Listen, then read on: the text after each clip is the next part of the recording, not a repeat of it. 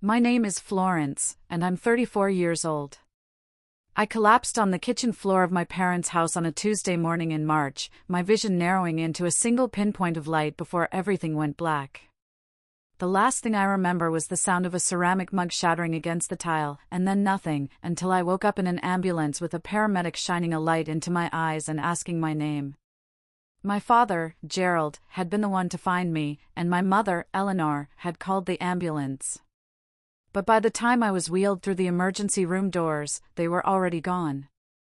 I found out later, from a nurse who assumed I already knew, that my father had looked down at me lying on the floor, checked his watch, and said, "She fainted. She'll live. Our flight with your sister leaves at 6.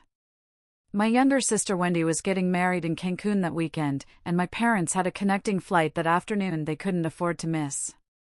So they left me on the kitchen floor for the paramedics to find, gave a brief statement to the responding officer, and drove straight to the airport with my suitcase still packed for a trip I was never going to take, since I'd been the one asked to stay behind and watch the house while everyone else celebrated in the sun. The hospital admitted me with a diagnosis that frightened me more than the fainting spell itself, a severe cardiac arrhythmia paired with dangerously low blood pressure, likely brought on by a medication interaction no one had caught in time.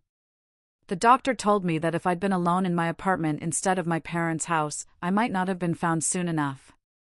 I spent that first night hooked to monitors that beeped through the darkness, watching the doorway, certain someone would walk through it any minute.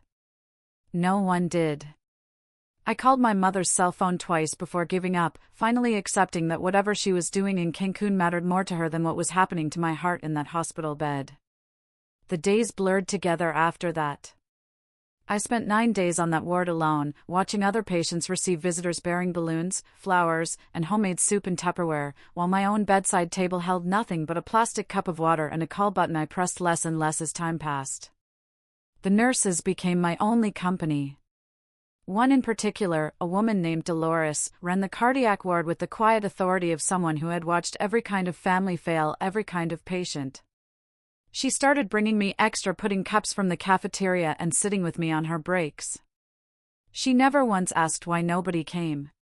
She simply stayed, and in the strange, sterile loneliness of that room, her presence became the closest thing I had to family. On the 9th day, I heard voices in the hallway before I saw them, and my stomach dropped the way it used to when I was a child, certain I was about to be blamed for something I hadn't done. My parents strolled in with suitcases still tagged from the airport, tan from the Caribbean sun, chatting with the nurses at the front desk as though they were checking out of a hotel rather than checking on a daughter they'd abandoned. My father didn't apologize. He didn't even sit down. He announced, loudly enough for the whole floor to hear, that they were there to sign the discharge papers and take me home, as if 9 days of silence could be erased with a single administrative act. That was when Dolores stepped directly into the doorway of my room and blocked it with her body, arms crossed, expression unreadable. "She's not yours to discharge anymore," she said, and the words dropped into the room like a stone into still water. My father's face shifted from irritation to confusion. My mother's mouth opened and closed without a sound.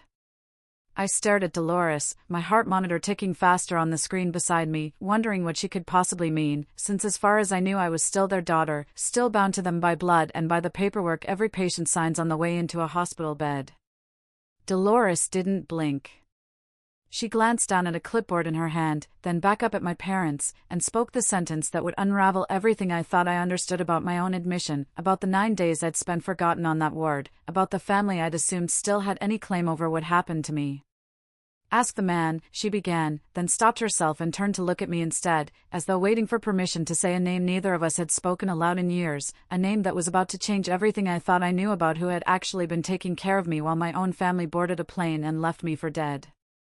Dolores looked at me for a long moment, as if giving me one last chance to stop her, and when I said nothing, only nodded. She turned back to my parents and finished her sentence. "Ask the man who's been calling this hospital every single day for the past 9 days asking about her condition. Ask the man who updated her emergency contact information the morning she was admitted. Ask the man whose name is now listed as her medical power of attorney." My mother's face went pale beneath her tan, and my father's jaw tightened the way it always did when he realized he'd walked into a situation he couldn't control. I lay there gripping the thin blanket, trying to understand who Dolores could possibly mean, because the only two people who had ever been listed on my paperwork were standing in that doorway, looking like strangers to me for the first time in my life.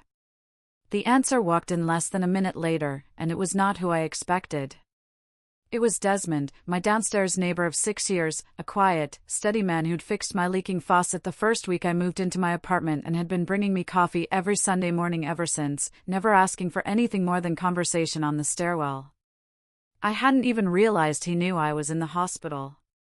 It turned out that on the morning I collapsed, my phone had been in my coat pocket, and when the paramedics searched it for an emergency contact after my parents left the scene, they found his name saved under "in case of emergency," a line I'd filled in years earlier on a whim, after a frightening asthma attack, never imagining it would ever actually matter.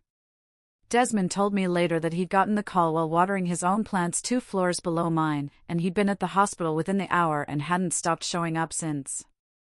My father demanded to know why a neighbor had any legal standing over his own daughter, his voice rising in the doorway, until Dolores calmly informed him that hospital policy required a designated contact to be present and responsive for medical decisions, and that for 9 consecutive days the number on file for my parents had gone straight to voicemail while Desmond had answered every call, signed every consent form the doctors needed, and spent more nights in the family waiting room than either of them.